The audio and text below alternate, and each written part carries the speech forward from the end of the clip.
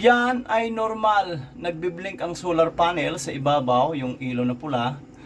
Kasi nga po, ibig sabihin exist ang voltage coming from the top, from the solar panel.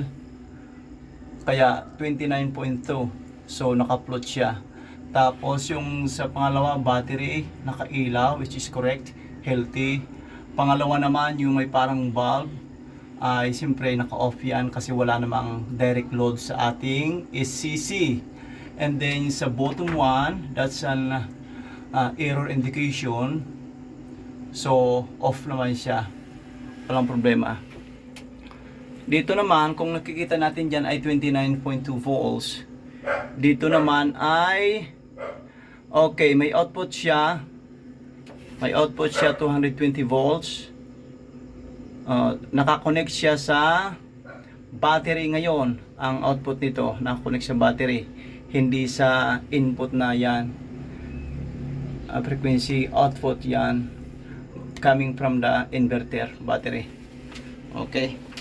And then tingnan ko nga yung ano. Tingnan natin yung 33 volts ang ating solar panel, voltahe. Patuloy siyang nag-charge, mataas ang charging niya, 3 amps siya ngayon. Okay, 29 volts ang battery yan. That's it. Perfect. Perfect po yan.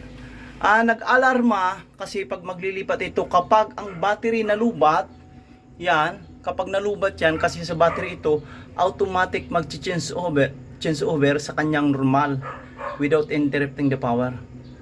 Yan hindi ko inasahan niya mag-interrupt siya.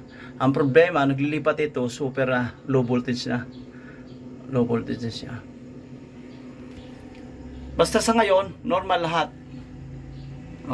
Sa ngayon, hindi na muna ako magbibisita dito siguro sa inyo kasi normal yan. Normal ang nangyayari dyan. Tapos sa ngayon, ang load mo, naka-solar din, galing dito. Okay, nasa inverter. Nasa battery din. Kapag nalubat yan, pag nalubat, sabi ko, lilipat dito.